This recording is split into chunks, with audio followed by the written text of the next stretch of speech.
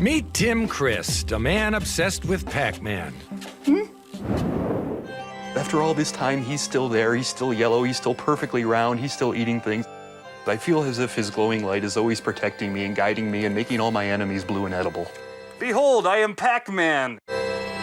Pac-Man just gives me this feeling of giddiness, like there's all these tingles running up and down my nipples, and it's just this wonderful thing, like, hey, look, it's Pac-Man. For the past 20 years, Tim's life has been consumed by Pac-Man. If you've never played Pac-Man before, it's a little something like this.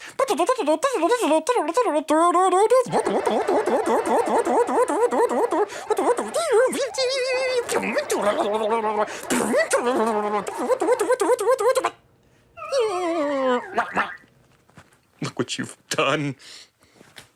It's like he has a bond with Pac-Man. He has this psychic connection with Pac-Man. Pac-Man! I get kind of an oddball little Pac-Man feeling when I get the impression that he may be nearby. And there he'll be, you know, his golden yellow light just, Quarter. Hello. How are you? Might I perhaps ask you for some quarters that I may offer them to the great yellow one? Certainly. Keep the great yellow one from going through my wall again, right? Sorry about that. He's really hard on the buttons. I feel bad for the machine. You know? Thank God I'm not a Pac-Man machine. Right. No, don't. Okay. I should destroy you with my Pac-Man now.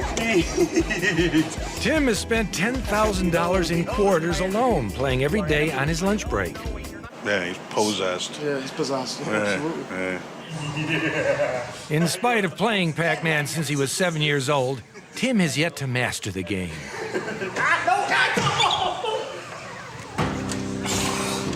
When the holy semicircle of life meets his demise, in the melting way he does, it always brings me a feeling that maybe I could have done something more. Maybe I could have turned left instead of right. Pac-Man! No! Clyde tried to bite Pac-Man. Clyde bite Pac-Man! Why Clyde bite Pac-Man? Pac-Man was made for 20 different game systems, and Tim has every one, enabling him to play in every room in his home.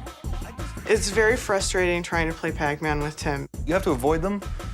The trick is to not run into them when they try to eat. You see, game over. Now you don't get to play anymore, and it's all me. You get to watch me play. It's just a total exercise in futility for me because I'll be waiting 15 minutes for my turn. Pac-Man wants us just, ha! Pac-Man eat you now! Ah! How's that? I'm gonna cry. Why? No, don't cry. Okay, hold on. In 2001, Tim put his passion for Pac-Man to music in a song called Pac-Man is Naked and So Should You. Are you ready for Pac-Man? It's time to go! What's wrong with you? Tim, what's wrong with you? The best way to Pac-Man is to use the game. You move the joystick and you eat the dot. There should be counselors involved. Sometimes you just gotta bring the message to the people.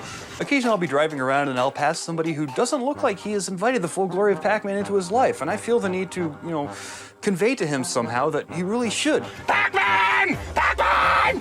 Pac-Man! Lest the public forget about Pac-Man, Tim goes out every week to remind them. Pac-Man! He won't rest until the world shares his enthusiasm for Pac-Man. I simply profess the glory of the Golden One who is round and eats things. It is written that you shall play Pac-Man, and only then shall you know the glory of Pac-Man! It can be extremely embarrassing. When we're driving down the road, people are standing there and they're like, Pac-Man? All before Pac-Man, feel his glory! Hear the glory of Pac-Man! See Pac-Man! No! See Pac-Man! I think these people are going to look back on their lives. They're going to be lying on their deathbed thinking, my God, I have squandered my life. Think of all the times I played things that weren't Pac-Man. Say Pac-Man!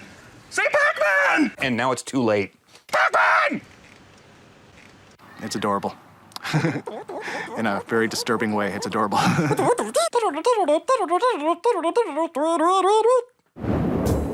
I'm Fred Willard, and that's it for Totally Obsessed. Traveling to the farthest reaches of obsession and light years beyond.